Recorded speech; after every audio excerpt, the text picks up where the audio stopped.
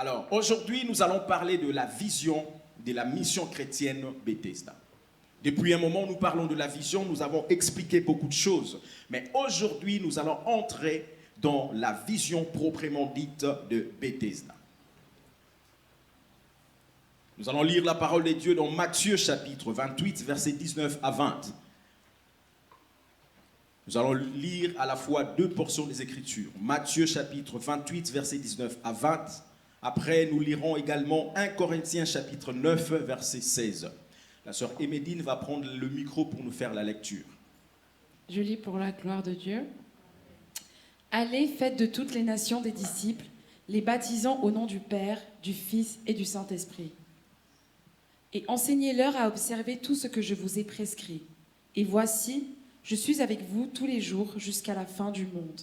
Parole du Seigneur. Amen. Lisons également 1 Corinthiens chapitre 9, verset 16. Je lis à nouveau pour la gloire de Dieu. Si j'annonce l'évangile, ce n'est pas pour moi un sujet de gloire, car la nécessité m'en est imposée, et malheur à moi si j'annonce pas l'évangile.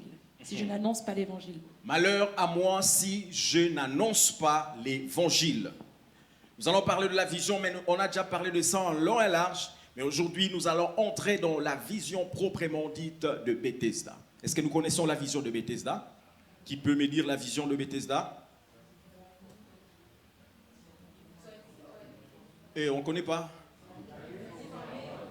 Est-ce que le frère Giovanni peut nous mettre la vision de l'église sur l'écran? La vision de Bethesda, c'est? Encore une fois de plus. Voilà, gagner, former et envoyer, c'est la vision de l'église.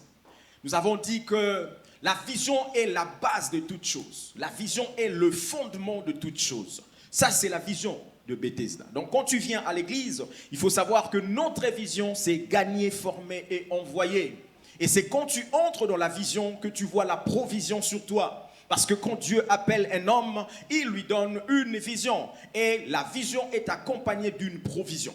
Pour vivre cette provision, il faut être dans la vision. Si tu es en dehors de la vision, la provision ne sera pas sur toi. C'est pourquoi j'ai dit qu'il y a des gens qui viennent à l'église sans pour autant adhérer à la vision. Et la provision céleste n'est pas sur eux. Si tu viens ici et que tu veux voir la provision céleste, il faut adhérer et entrer dans la vision. Pour ceux qui n'étaient pas là dimanche passé et l'autre dimanche, je vous prie d'aller voir sur YouTube les enseignements que nous avons donnés. C'est très très important et vous allez comprendre ce que nous avons dit. Donc aujourd'hui, nous allons voir exactement la vision de Bethesda. Expliquer la vision, c'est toucher au cœur même du leadership spirituel. On fait souvent l'erreur où on confond souvent une vision avec un projet ou une ambition. Pourtant, il existe une très très grande différence entre une vision et une ambition. La vision est une révélation venant de Dieu.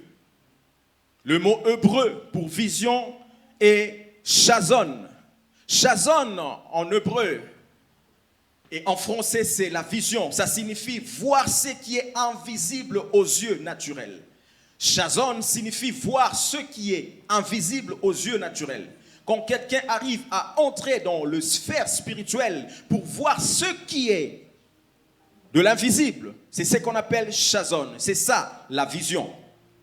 La différence entre la vision et l'ambition est que l'ambition, c'est un désir ardent de posséder quelque chose, de parvenir à faire quelque chose. On peut dire, j'ai l'ambition de réussir. L'ambition, c'est ce que l'homme veut faire pour Dieu dans le cadre de l'Église. Il y a des gens qui ont des belles ambitions. J'aimerais faire ceci pour Dieu. J'aimerais contribuer pour l'avancement de l'œuvre. J'aimerais faire ceci. Ça, c'est une ambition. C'est une bonne chose. Mais par contre, la vision, c'est ce que Dieu veut faire au travers de l'homme. Avoir une vision, ce n'est pas imaginer un futur. C'est recevoir un aperçu du futur tel que Dieu l'a déjà préparé. Chaque personne a un futur. Chaque personne a une destinée. Et chaque église que Dieu a établie sur la terre a une destinée et un futur que Dieu a déjà préparé. Et arriver à voir l'aperçu du futur tel que Dieu l'a préparé, c'est ça la vision. La vision est une image inspirante de ce que l'Église aspire à devenir ou à accomplir par l'action de sa mission. Donc aujourd'hui, comme je dis, nous allons voir la vision de Bethesda, gagner, former et envoyer. Cette vision cette vision est une vision à la fois classique, puissante et profondément ancrée dans le monde du Nouveau Testament. Nous voyons notamment la grande commission, la grande mission que Dieu ou Jésus a laissée à ses disciples. Gagner, former et envoyer représente un cycle de vie spirituelle complet, un mouvement continu qui va de l'extérieur vers l'intérieur pour ensuite repartir vers l'extérieur. Notre vision a 3 piliers. Gagner, former et envoyer. Nous avons 3 piliers. Et nous allons commencer à voir pilier par pilier pour comprendre et entrer dans la vision et comprendre ce que Dieu veut nous parler. Le premier pilier, c'est gagner. C'est gagner. Je demanderai à l'Église, puisque nous sommes dans l'année de la formation des disciples, là, que chaque personne amène un stylo et un cahier pour écrire. C'est très important. C'est très important. Et si tu as ton téléphone ou une tablette, écris ce que nous disons. Parce que dimanche passé, j'avais dit, Dieu a dit à Habakkuk, écris la vision sur les tablettes et grave-la pour qu'on la lise couramment. Dieu donne la vision. Habakkuk va parler de la vision, mais Dieu insiste à Habakkuk d'écrire la vision. D'écrire la vision sur les tablettes et qu'on la lise couramment. Habakkuk est mort, mais la vision est restée parce qu'il a écrit. Frère, quand tu viens à l'église, tu n'écris pas, tu sors comme ça. Après, tu vas oublier ce qu'on a parlé. Il faut être comme des chrétiens des bérets qui savaient vérifier les Écritures. À tout moment qu'on prêchait la parole, ils rentraient et vérifiaient les Écritures. Et voyaient si ce que le prédicateur avait dit était ce qui est écrit dans la parole de Dieu. Donc, viens avec un stylo, viens avec un cahier. C'est très important pour la croissance spirituelle. Alléluia. Alors, le premier pilier, c'est gagner. Gagner ici ne doit pas être compris dans un sens d'une conquête humaine ou d'une bataille ou encore d'une victoire à remporter. Quand nous disons gagner, ce n'est pas une victoire que nous voulons remporter, ce n'est pas une bataille que nous voulons faire, mais quand nous parlons de gagner, c'est dans le sens de gagner les âmes pour le royaume de Dieu. Tu peux dire amen. Gagner les âmes pour le royaume de Dieu. L'intention ici, c'est d'aller à la rencontre de ceux qui ne connaissent pas encore Christ, leur partager la bonne nouvelle de l'évangile avec amour, compassion et authenticité. Cela s'est traduit par l'évangélisation sous différentes formes. Ça peut être des actions sociales, faire des actions sociales pour gagner les âmes. Ça peut être des invitations occultes. Inviter tes amis, inviter les amis, inviter la famille, inviter l'entourage, inviter les gens à participer au culte. C'est une forme d'évangélisation. Ça peut être par des témoignages personnels, comme ce que notre sœur vient de nous témoigner ce matin. Ça fait partie d'évangélisation. Quelqu'un qui est rempli de problèmes, quelqu'un qui est tourmenté, quand il entend, il écoute un témoignage que Dieu a opéré, Dieu a fait telle chose, ça peut toucher cette personne-là et elle vient en Christ ou elle vient à l'église. Alléluia. Donc ici, quand nous parlons de gagner, c'est l'église qui sort de ces 4 murs pour aller briller dans l'obscurité ou dans le monde. Le but, c'est permettre à une personne de faire une rencontre personnelle avec Jésus, de vivre la repentance et de recevoir le salut par l'évangélisation. Nous avons lu dans Matthieu chapitre 28, verset 19. Jésus, quand il est ressuscité, il appelle les disciples. Et avant de partir, il donne un ordre. Allez et faites de toutes les nations les disciples, les baptisant au nom du Père, du Fils et du Saint-Esprit. Et enseignez-leur à observer tout ce que je vous ai prescrit. Et voici, je suis avec vous tous les jours jusqu'à la fin du monde. Ce passage nous parle du grand mandat et d'ultime instruction de Jésus à ses disciples. Il leur donne l'ordre d'aller évangéliser et de faire de toutes les nations les disciples en leur garantissant sa présence éternelle. Ce passage ici, c'est un ordre. Évangéliser ici, c'est un ordre que Jésus donne à ses disciples. Mais c'est quoi évangéliser? C'est quoi évangéliser? Le mot évangéliser vient du latin evangelizare et du grec euangelizo, qui signifie annoncer la bonne nouvelle. Je reprends, le mot évangéliser vient du latin evangelizare et du grec euangelizo, qui signifie annoncer la bonne nouvelle du royaume, la bonne nouvelle du salut qui vient par Jésus-Christ. Et qu'est-ce que la bonne nouvelle? La bonne nouvelle, c'est le salut par la foi en Jésus-Christ. Quand on te dit d'aller évangéliser, on te dit d'aller annoncer le salut par la foi en Jésus-Christ. Parce que depuis l'ancien temps, l'homme cherchait à se sauver lui-même. L'homme cherchait à sauver sa vie lui-même en faisant beaucoup de choses pour aller à la rencontre de Dieu. Au temps de la loi, par exemple, l'homme sacrifiait des animaux, s'imposait des privations, l'homme s'affligeait des douleurs, se mortifiait pour chercher une communion avec Dieu. Mais l'homme a échoué, cela ne l'a pas sauvé. Il existe ici sur la terre plusieurs religions. Il existe dans le monde plusieurs religions. Les hommes cherchent à atteindre Dieu de différentes manières, mais ils n'arrivent pas. Toutes ces religions et toutes ces doctrines qui existent dans le monde montrent que l'homme cherche Dieu. L'homme veut aller à la rencontre de Dieu. Et il le fait de plusieurs manières. Mais l'homme a toujours échoué. Mais Dieu, par sa miséricorde, il a envoyé Jésus-Christ, son Fils unique, afin de mourir pour l'humanité, de mourir à la place de l'homme. Et au lieu que l'homme souffre, Dieu, par sa miséricorde, a envoyé Jésus qui a pris notre place, qui est mort à la croix pour nous. Et la seule chose que Dieu demande à l'homme, c'est de croire. Croire en son Fils Jésus-Christ, afin qu'il ait la vie éternelle. C'est ça la bonne nouvelle. C'est ça la bonne nouvelle. Bien-aimé, ça ne te demande pas d'être un pasteur pour dire ce que je viens de dire. Ça ne te demande pas d'être ou d'avoir un diplôme de théologie pour dire ce que je viens de dire. Pour dire à quelqu'un, ça ne te prend même pas 30 secondes pour dire à quelqu'un, Jésus t'aime, il veut te sauver, réponds-toi et donne-lui ta vie. C'est tout, même pas 10 secondes. Mais des fois, quand on dit aux gens d'aller évangéliser, les gens disent, mais moi je ne sais pas ce que je peux dire aux gens. On ne te demande pas d'aller faire une prédication aux gens. Juste présenter Jésus à l'humanité. C'est ça notre vision. C'est ça la mission que Dieu ou Jésus nous a donnée. Que Jésus nous a donnée. Et sache que si tu n'évangélises pas, si tu ne prêches pas la parole, tu n'es pas dans la vision de l'église. Parce que notre vision, c'est gagner. Comment tu peux être dans une église, ça fait 3 ans, 5 ans, 10 ans, tu n'as même pas gagné une âme. C'est que tu n'es pas dans la vision. Tu peux être dans une église sans pour autant adhérer à la vision de l'église.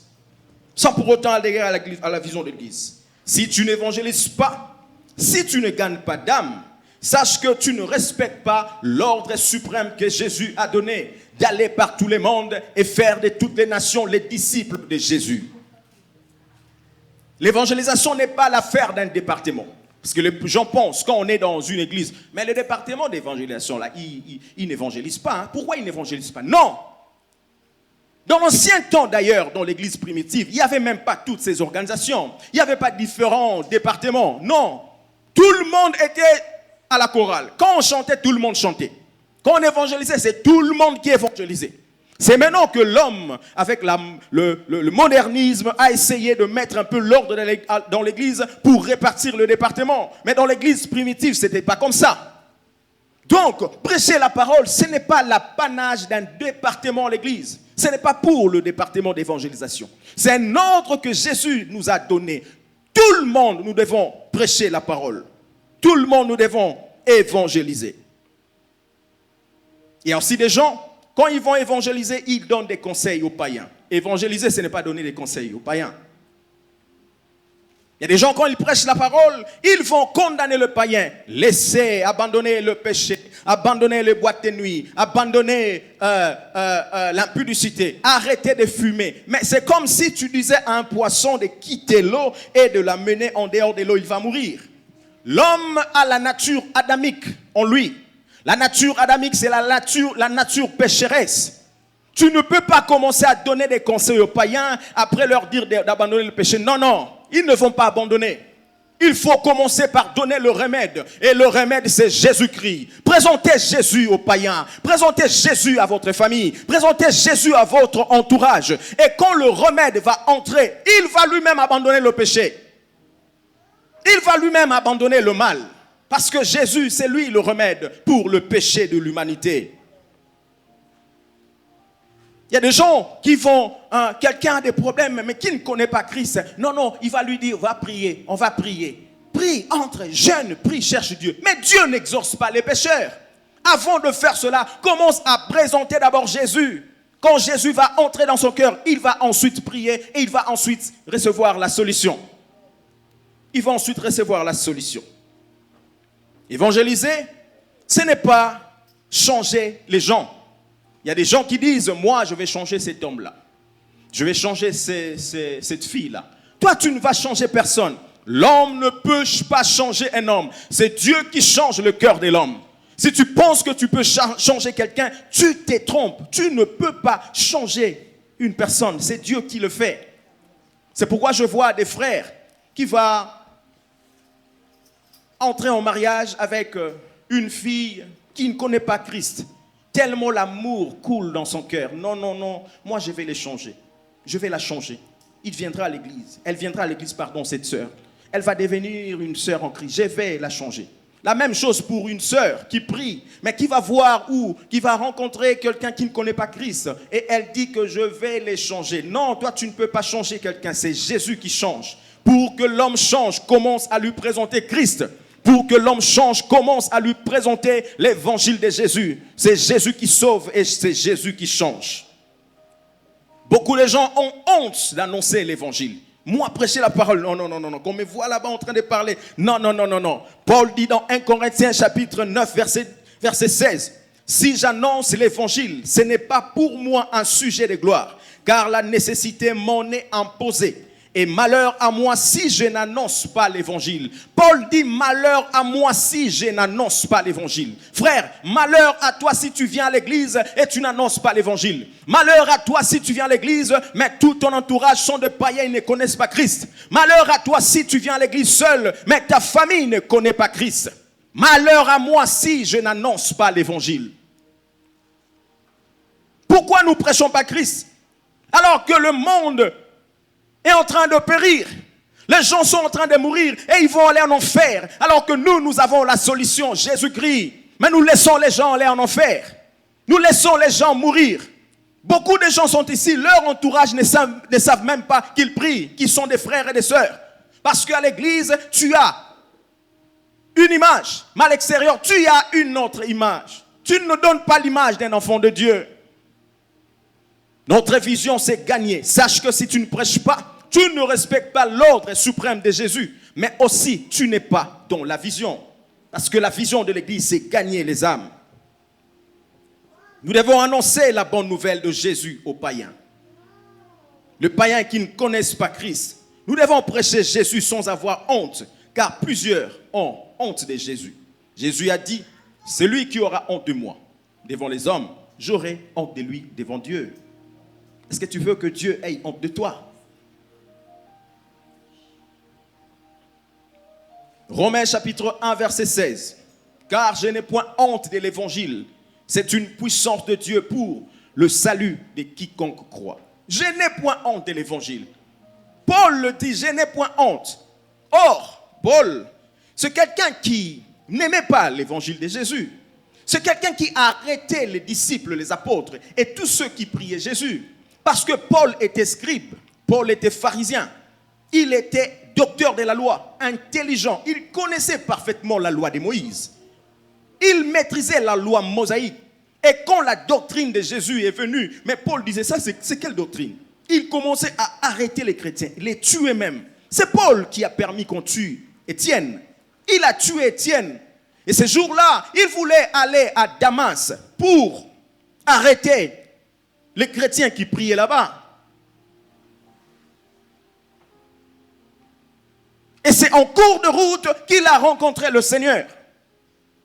Il était sur son cheval avec son équipe pour aller arrêter les chrétiens. Il persécutait les chrétiens. Il persécutait les gens qui suivaient Jésus-Christ. Il était opposant de la parole. Il ne prêchait pas du tout Jésus. Mais ce jour-là, il est tombé par terre. Une lumière lui est apparue. Il est tombé par terre. Il est devenu aveugle. Il entend une voix lui dire, « Paul, Paul. » D'ailleurs, à ce moment-là, il était d'abord Saul. Saul, Saul, pourquoi me persécutes-tu? Il ne savait pas, mais qui me parle? Il dit, mais Seigneur, qui es-tu? Là, ses yeux étaient déjà devenus aveugles. Parce qu'une lumière est descendue et l'a frappé. Il est tombé, il est devenu aveugle, il ne voyait plus. Il disait, mais qui es-tu, Seigneur, qui me parle? Il entend une voix lui dire, je suis Jésus que tu persécutes. Waouh! C'est Jésus-là que j'empêche, que j'arrête des gens pour qu'ils ne prient pas ce Jésus-là. C'est Jésus qui m'apparaît et me dit que je lui persécute. Et il dit, que veux-tu que je fasse? Jésus lui dit, entre dans la ville, quelqu'un priera pour toi. C'est là qu'il a vu Ananias qui a prié pour lui. Et ses yeux étaient ouverts. Et depuis ces jours-là, il a commencé à prêcher la parole. C'est lui qui a arrêté les disciples. Mais il s'est levé, il prêchait la parole. C'est pourquoi il a écrit ici, je n'ai point honte de l'évangile, car c'est une puissance pour le salut de quiconque croit. Frère, n'aie pas honte de prêcher Jésus. N'aie pas honte de parler de Jésus. Parle de Jésus à tes collègues. Parle de Jésus à ton travail. Parle de Jésus dans ton entourage. Parce que s'ils meurent, ils vont aller en enfer. Et Dieu te demandera leur sang. Dieu te demandera ces gens qui sont autour de toi parce que tu ne veux pas parler de Jésus. L'évangélisation est un thème très important dans la Bible. C'est plus que la bénédiction. C'est plus que le mariage. C'est plus que le succès que les gens cherchent. Parce que quand tu as trouvé un marié, que tu t'es marié, au ciel, il n'y a pas de fête, pas du tout. Quand tu es béni, tu as une voiture, au ciel, il n'y a rien qui se passe. Mais quand une âme s'est convertie au ciel, il y a une grande fête. Il y a une grande fête qui se passe quand une âme accepte Jésus. Les anges chantent et Dieu est content, son cœur est content. Peux-tu rendre heureux le Dieu du ciel par l'évangélisation? Parce que si tu gagnes une âme, Dieu est content au ciel et il te bénit. Les gens aujourd'hui viennent à l'église, ils courent derrière la prospérité, ils courent derrière l'argent, ils courent derrière la richesse, le mariage, le bien et tout consort. Mais ils oublient la chose importante, le salut de l'humanité, le salut des âmes. Une église qui n'évangélise pas ne verra jamais une croissance numérique.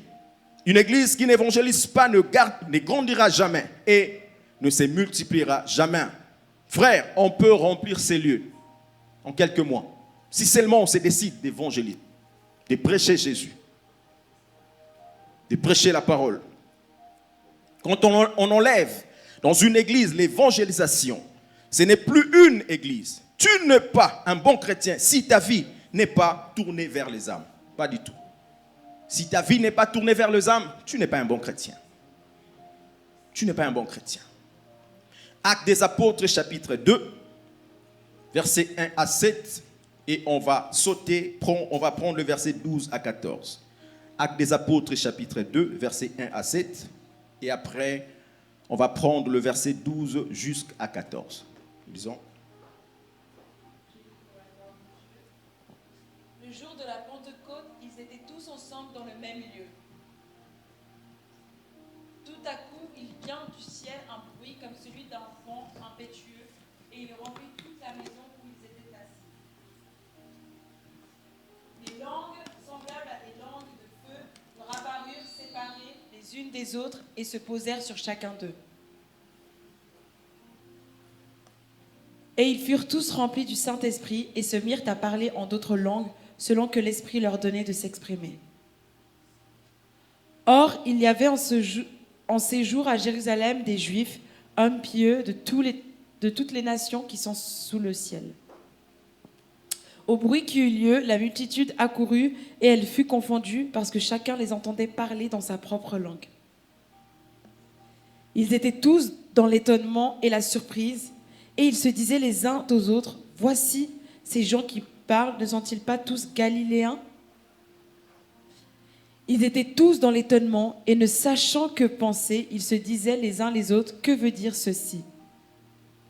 Mais d'autres se moquaient et disaient, « Ils sont pleins de vin doux. » Alors Pierre, se présentant avec les 11, éleva la voix et leur parla en ces termes. « Hommes juifs, et vous tous qui séjournez à Jérusalem, sachez ceci et prêtez à l'oreille à mes paroles. » Ici, ce texte nous parle du jour de la Pentecôte. Jésus est mort, il est parti au ciel. Il a promis aux disciples qu'il enverrait le Saint-Esprit.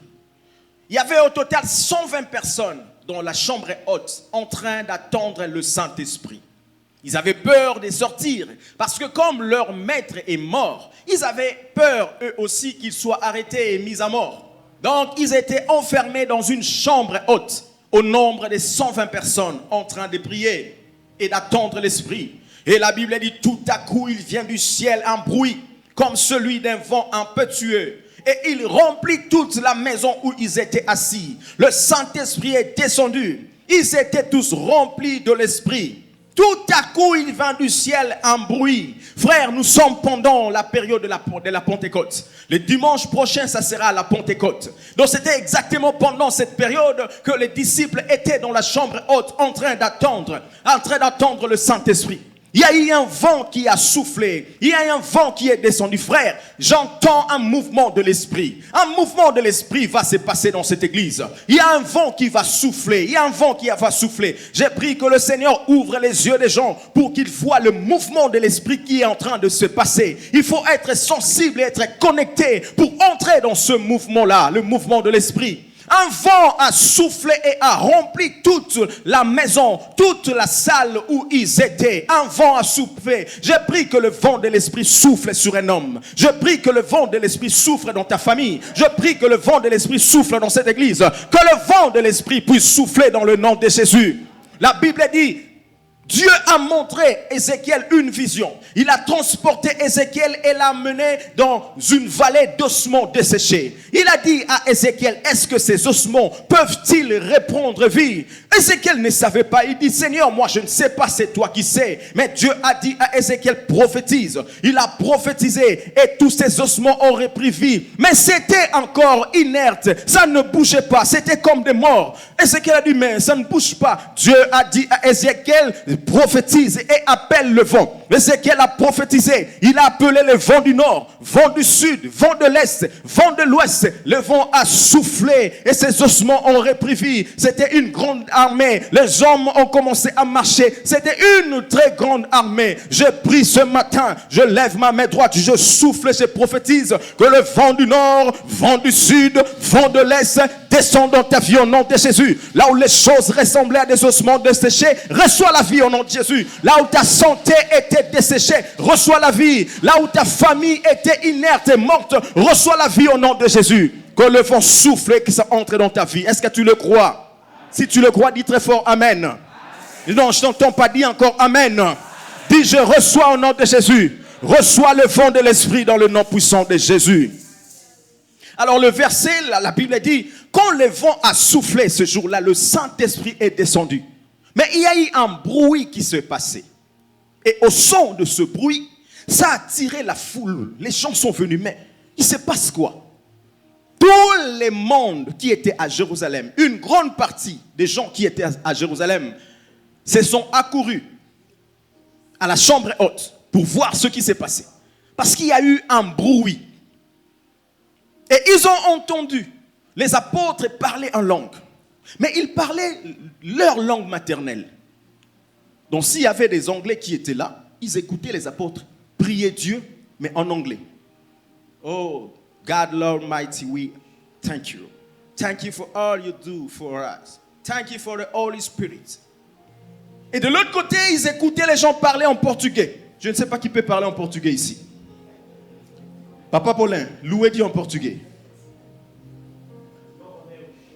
Hein? Louvana Deus. Donc ici, il y a des gens qui parlaient en portugais. De l'autre côté, ils parlaient. Qui connaît parler l'autre langue ici? Espagnol. En espagnol, on va dire quoi? Gloire à Dieu en espagnol. Sœur Sandra, en espagnol. Voilà. Qui connaît une autre langue ici? Un Chiluba. Mama mina Chiluba. Mukalenga tumbishai. Alléluia. Il y a des gens qui prient au Kikongo. À Kikongo, c'est quoi?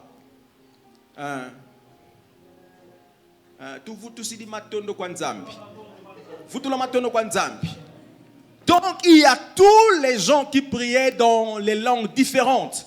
Et les gens qui sont venus, ils s'étaient étonnés. Mais ces gens ne sont-ils pas galiléens? Mais comment les entendons-nous parler, louer Dieu en nos langues maternelles? Mais qu'est-ce qui s'est passé? Ils étaient dans l'étonnement. Tout le monde était dans l'étonnement. C'est pourquoi dans le verset 12, la Bible dit, ils étaient tous dans l'étonnement. Et ne sachant que penser, ils se disaient les uns aux autres, que veut dire ceci? Que veut dire ceci? Ces gens étaient dans l'étonnement. Ils ne savaient pas quoi dire. Que penser? Ils disaient, que veut dire ceci? Frère, aujourd'hui les gens sont dans l'étonnement dans le monde. Ils ne savent pas qu'est-ce qui se passe dans le monde. Ils ont des questions qui n'ont pas de réponse. Ils se disent, mais que se passe-t-il dans le monde? Qu'est-ce qui se passe? Ils sont dans l'étonnement. Ils sont dans l'étonnement. Mais une chose que j'aime dans le verset 14, pendant que ces gens étaient dans l'étonnement, pendant que ces gens étaient dans le trouble et ne comprenaient rien, verset 14, alors Pierre se présenta avec les 11, éleva la voix et leur parla en ces termes. Hommes juifs, et vous tous qui séjournez à Jérusalem, sachez ceci et prêtez l'oreille à mes paroles. J'aime beaucoup Pierre. Pendant que les gens, il y avait une grande foule dehors, les gens ne comprenaient pas ce qui s'est passé. Pierre s'est mis debout. La Bible dit, il se présenta. Ça veut dire, il s'avança, il s'approcha de ces gens pour commencer à parler. Frère, le monde est dans l'étonnement, ton entourage est dans l'étonnement, ta famille n'a pas de réponse. Mais toi qui as une réponse, approche-toi de ces hommes-là. Toi qui as une réponse, qui connaît Jésus, approche-toi vers ces hommes-là. Va vers eux. N'attends pas que eux viennent vers toi, parce qu'ils ne viendront pas. Quand tu poses une question à quelqu'un, mais pourquoi ton ami là ne vient pas à l'église? Mais il ne m'a pas demandé. Il m'a pas demandé. Non, il faut que toi tu fasses un pas vers ces hommes-là. Les hommes, le monde n'a pas de réponse. Le monde est dans le tâtonnement, dans l'étonnement. Ils ne savent pas, ils n'ont pas de réponse. Mais nous, l'église, nous devons faire un pas et aller vers ces hommes-là. La deuxième chose, Pierre s'est présenté vers eux. Mais il ne s'est pas seulement présenté. Écoute ce qui se passe. Éleva la voix et leur parla en ces termes. Hommes juifs, et vous tous qui séjournez à Jérusalem, sachez ceci et prêtez l'oreille à mes paroles. Il s'est présenté, il a ouvert la bouche pour parler. Frère, parle de Jésus. Parle de Jésus.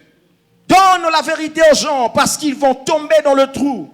La Bible dit, ta parole est une lampe à mes pieds et une lumière sur mon sentier. Toi qui as la parole, tu as la lumière. Les gens marchent en tâtonnant, mais quand tu mets la parole est claire, les gens ne tomberont plus dans le trou. La parole est une lumière qui éclaire. Donne la parole aux gens. Parle de Jésus aux gens. Et quand tu le fais, tu es en train de travailler dans la vision. Parce que notre vision, c'est gagner. Gagner les âmes. Gagner les âmes. Ouvre ta voix et parle. Parle de Jésus sans pour autant avoir honte. Le verset 37. Après avoir entendu ces discours, ils eurent le cœur vivement touché. Et ils dirent à Pierre et aux autres apôtres, hommes, frères, que ferons-nous? Ah, j'aime beaucoup la parole de Dieu. La parole est une lampe à mes pieds, une lumière sur mon sentier. La parole de Dieu est une épée à double tranchante, capable de séparer jointure et moelle. Quand la parole sort, là où il y avait des doutes, les gens ont la conviction et ils posent la question, que ferons-nous? Ces gens qui se moquaient d'eux, parce que parmi eux, il y a des gens qui se moquaient. Ils disaient, mais ces gens sont ivres. Pourquoi ils parlent comme ça? Ils sont remplis de vin, ils sont ivres. Mais quand Pierre a ouvert la parole, la bouche et a parlé, ces gens-là ont commencé à dire, mais Pierre, que ferons-nous? Que ferons-nous? Tout ce que toi tu as à faire, c'est présenter Jésus. C'est parler de Jésus. En fait, c'est une sémence que tu es en train de s'aimer. Ce n'est pas toi qui vas convertir un homme.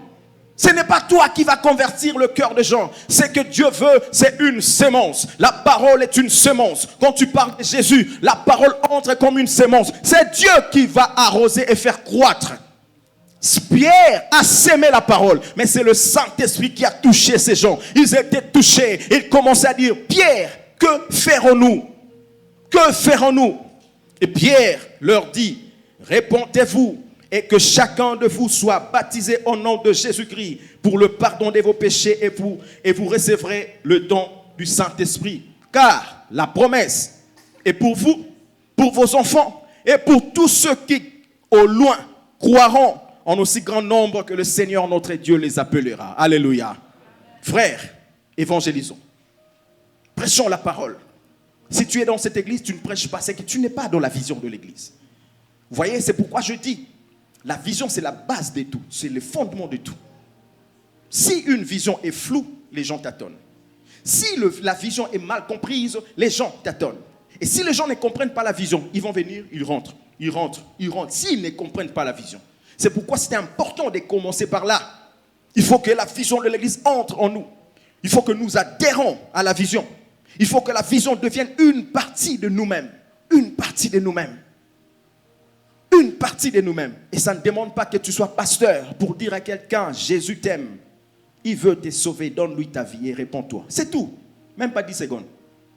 Même pas 10 secondes. Quand tu le fais, c'est une sémence qui est entrée dans le cœur de cet homme. Même si, en ce moment-là, il ne fait pas de réaction. Ce n'est pas ton problème. Ce n'est pas ton problème. Un jour, tu vas voir la même personne t'appeler. Écoute, tu m'as parlé de Jésus l'autre fois, mais dis-moi d'abord, c'est comment c'est Jésus-là? Il peut revenir 6 mois et te dire, c'est que tu m'avais dit, vraiment ça m'a touché. Mais toi, tu penses que tu n'avais rien fait, alors que c'était une sémence qui était entrée. Est-ce que tu peux dire très fort Amen? Amen. Notre vision a 3 piliers.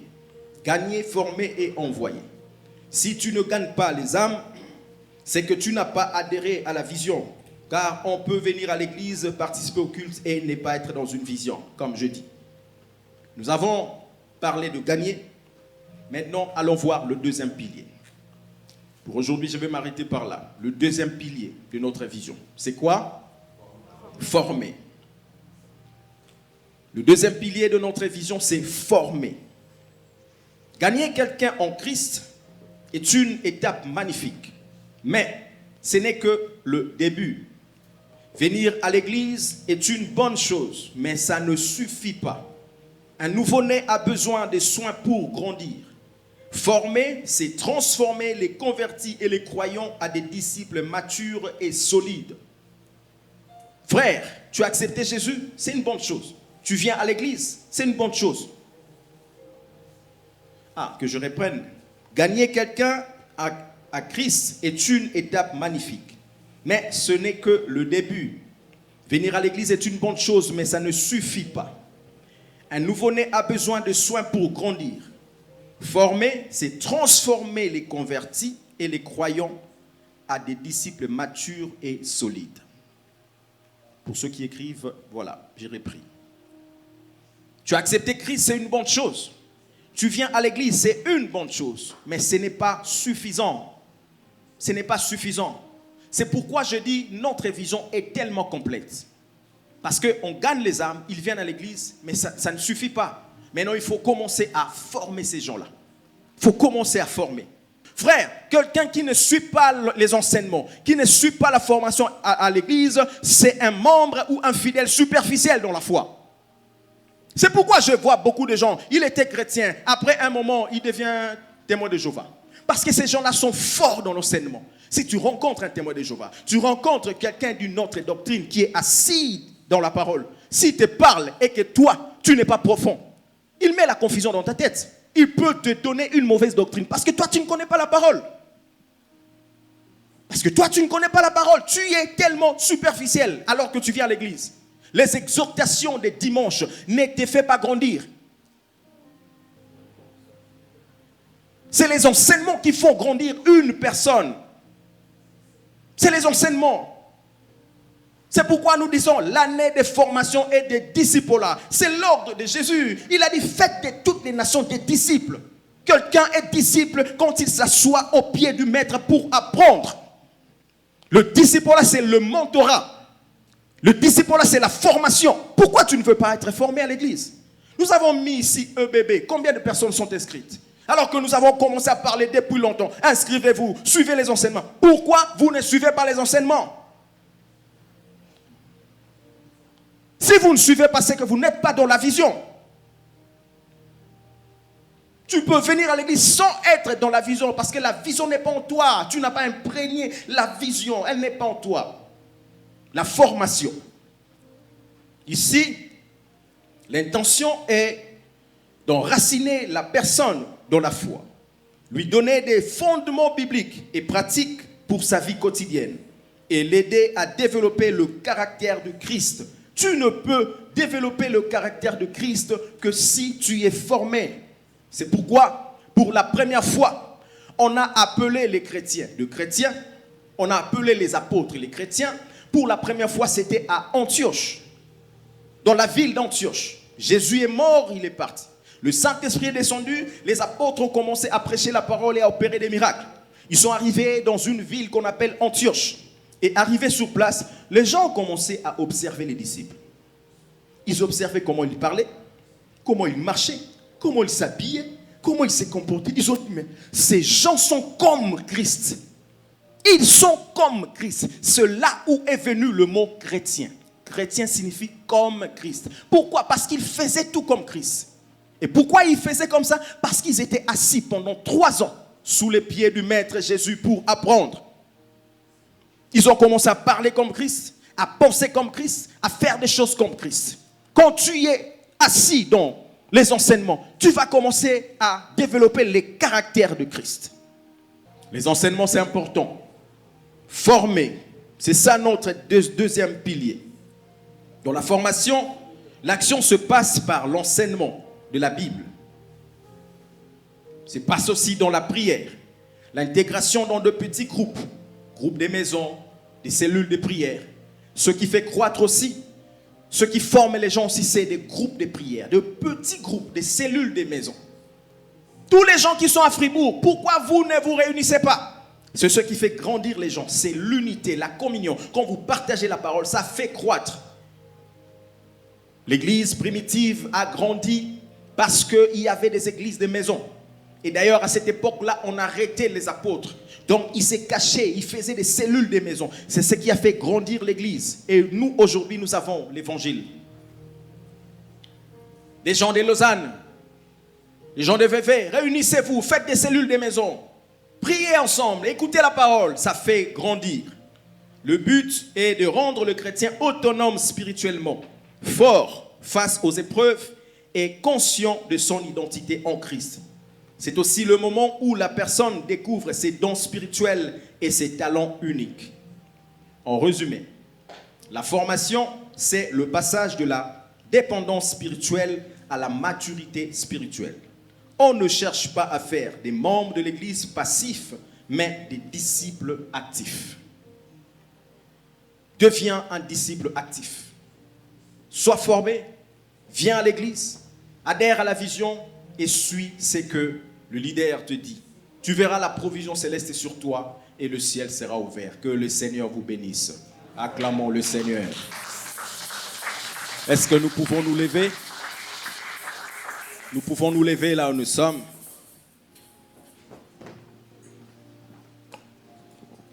Tu peux te lever, tu vas commencer à prier. Seigneur, fais de moi un vrai disciple. Tu vas commencer à dire, Seigneur, donne-moi les soucis des âmes. Donne-moi le souci des âmes. Puisque notre vision, c'est gagner, former, envoyer. Je vais gagner les âmes. Parler de Jésus autour de moi. Si j'avais honte, Saint-Esprit, remplis-moi. Enlève en moi la timidité, la honte. Donne-moi l'esprit du Seigneur, afin que je prêche la parole. Commençons à prier au nom de Jésus. Alléluia. Lève ta voix, prie. Prie, prie. Prie au Seigneur. Prie que le Saint-Esprit puisse t'aider. Esprit de Jésus, esprit de vérité, nous venons te demander de nous donner la force de prêcher Jésus. Si nous avons honte autrefois, la honte n'est pas l'esprit de Dieu. La timidité n'est pas l'esprit de Dieu. Il est écrit, nous n'avons pas reçu un esprit de honte, un esprit de timidité, de doute, mais nous avons reçu un esprit de force par lequel nous crions Abba Père. Saint-Esprit, aide cette église à prêcher la parole, à évangéliser. Nous allons évangéliser, prêcher Jésus, mais aide-nous aussi à être formés. Aide-nous aussi à aimer la parole, car la parole, c'est ce qui nous rend forts. Vous connaîtrez la vérité et la vérité vous affranchira. Ta parole nous affranchit.